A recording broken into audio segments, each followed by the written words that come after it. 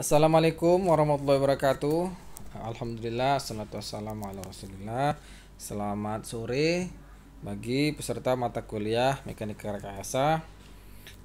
Saya harap meskipun hari sudah sore, kalian tetap bisa mempelajarinya di waktu yang lain atau waktu saat ini dengan bersemangat ya.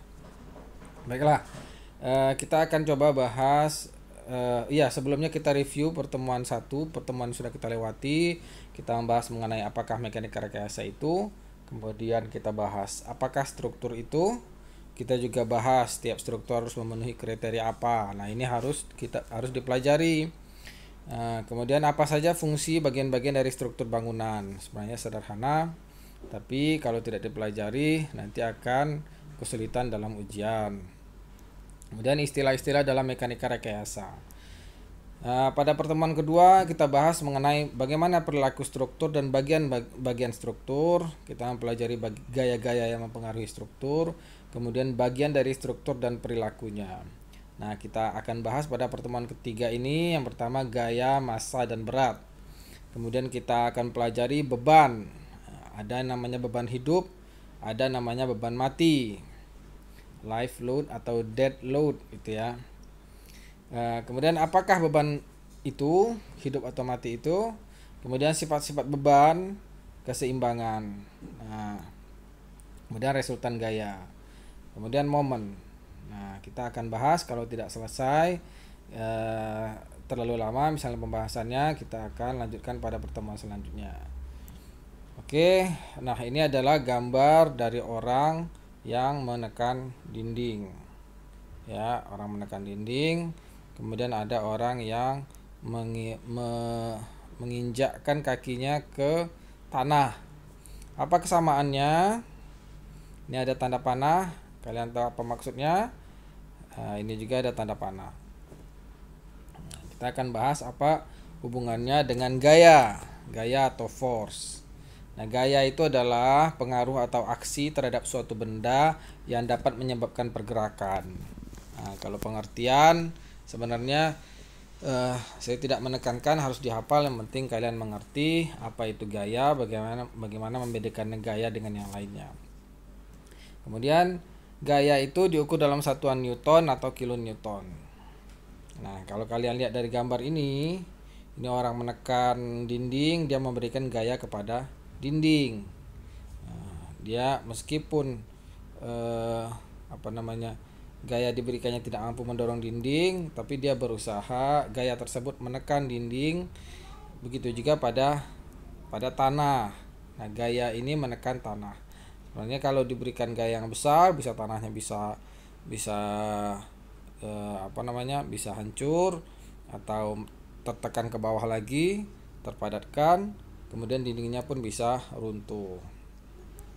Nah, kemudian gaya itu kalian sudah pelajari saat di sekolah dulu ya, atau di pelajaran fisika. Gaya adalah massa dikali percepatan. Kita akan sedikit mereview mengenai gaya, massa, dan berat.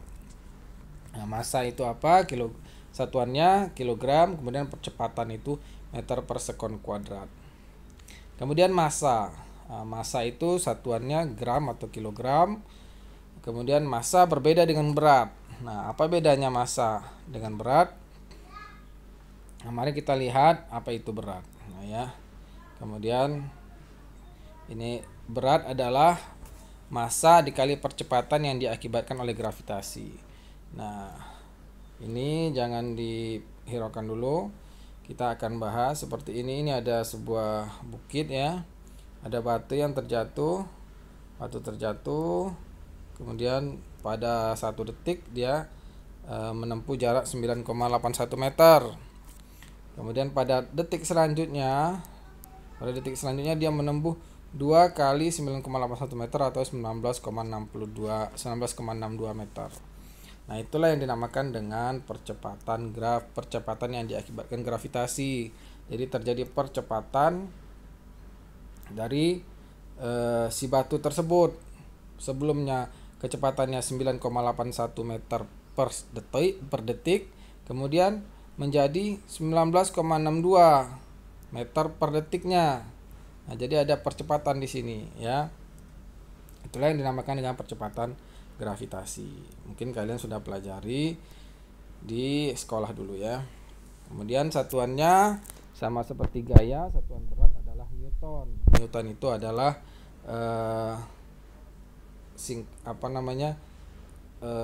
kalau diuraikan dia satuannya adalah kilogram meter per sekon kuadrat. Seperti di sini kalian bisa lihat berat ini massa satuannya kilogram, percepatan satuannya meter per sekon kuadrat.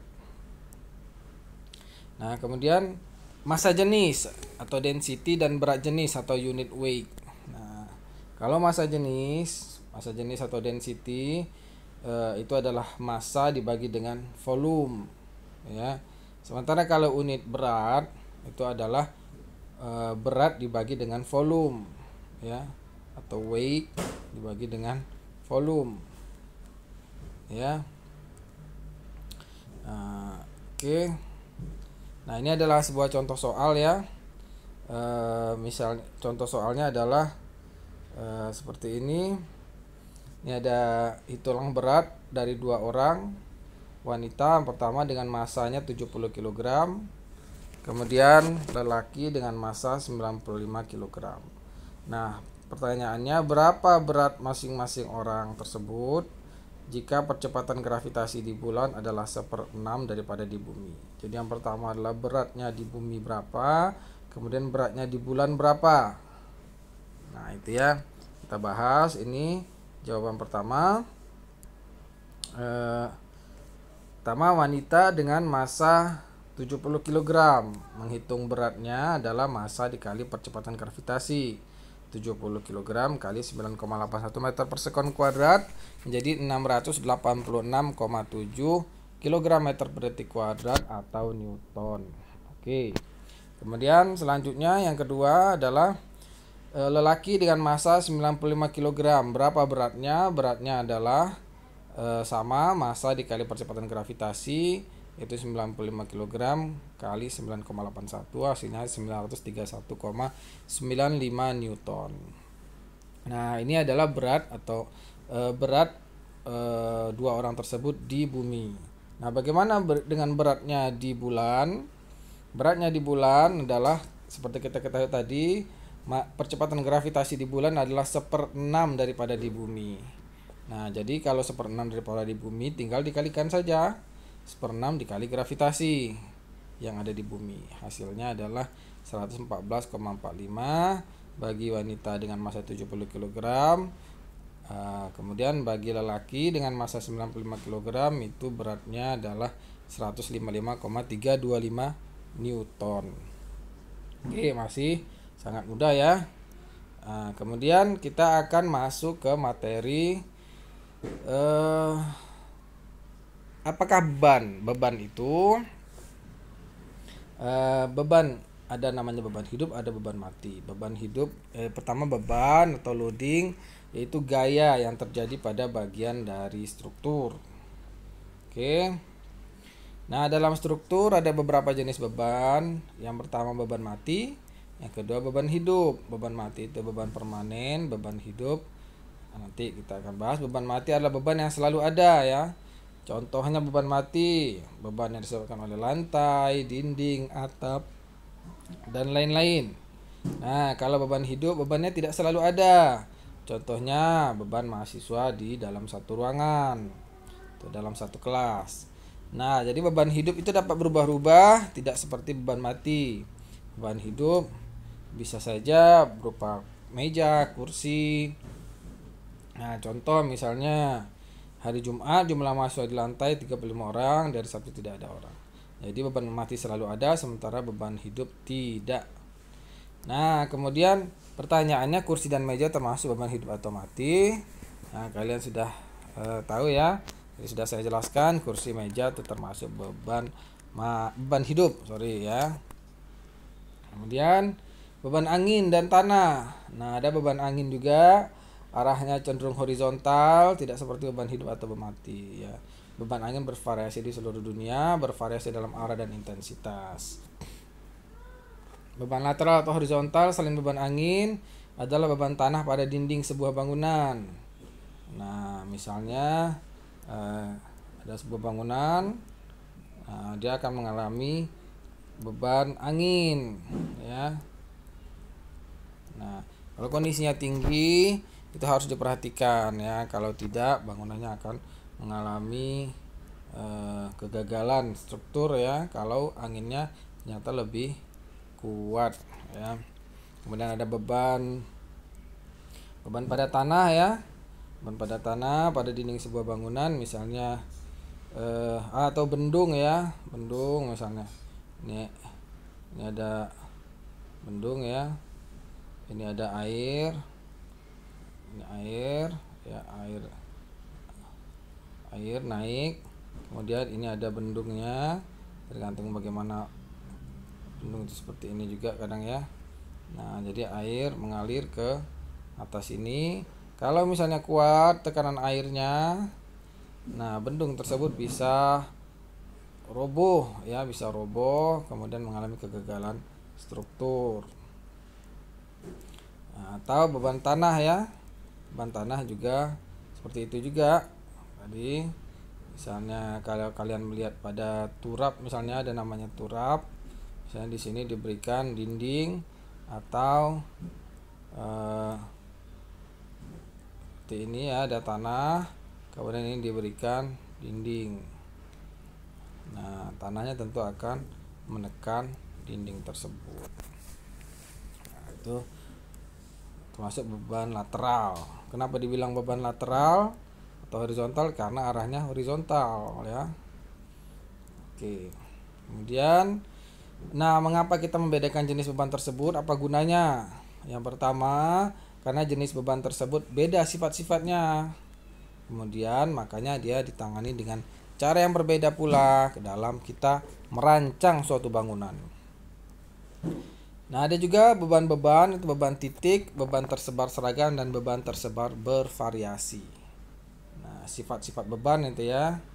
Nah, sifat-sifat beban ada beban yang bersifat titik, kemudian tersebar seragam, kemudian bervariasi. Nah, ini adalah beban titik, ya. Beban titik, kalau kalian lihat, ini adalah sebuah, taruhlah misalnya sebuah balok, kemudian di atasnya ada tiang. Ya.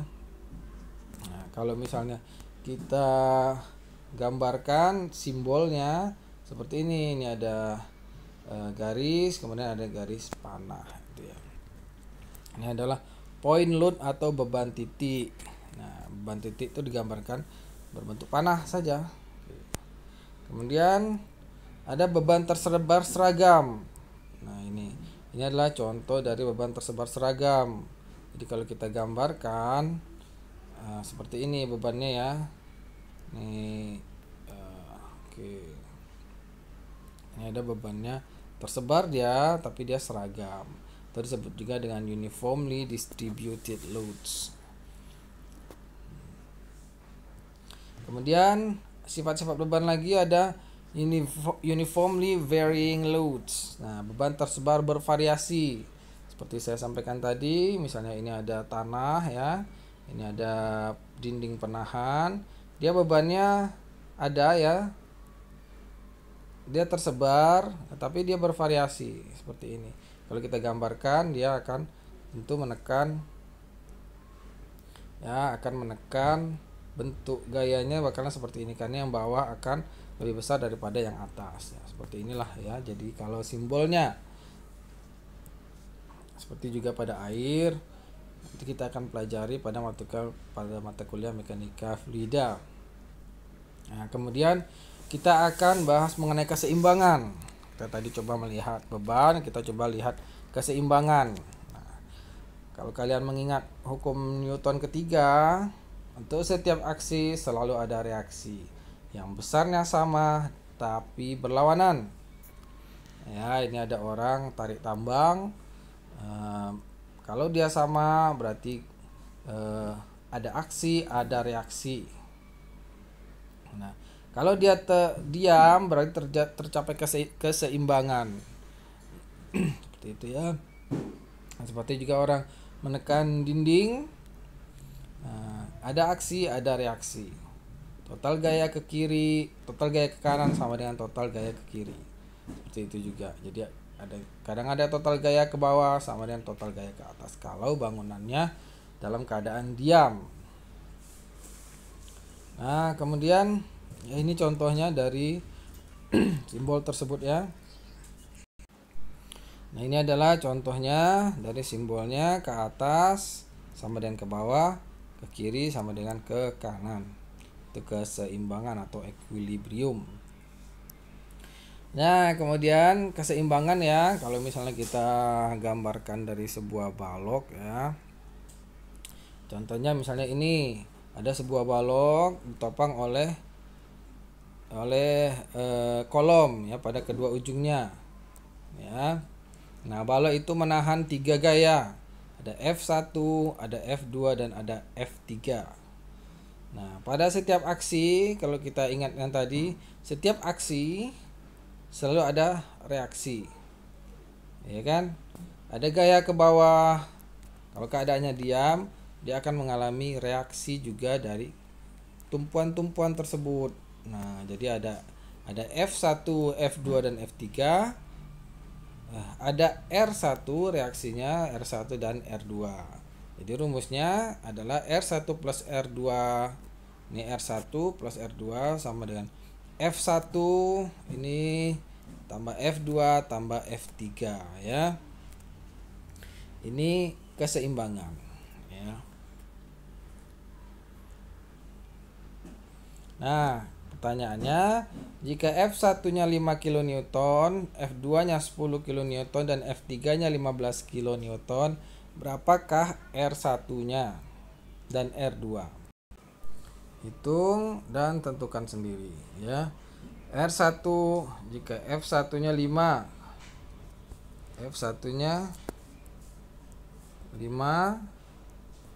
F2-nya 10 dan F3-nya 15. Kalau dijumlah jadi 30 kilonewton. Nah, R1 plus R2 ya sama dengan 30 kilonewton. Mudah sekali ya, asal mengetahui prinsipnya. Kemudian resultan gaya. Nah, kita coba melihat resultan gaya. Kita tadi pelajari gaya. Pengaruh aksi intinya adalah menyebabkan atau berusaha menyebabkan pergerakan.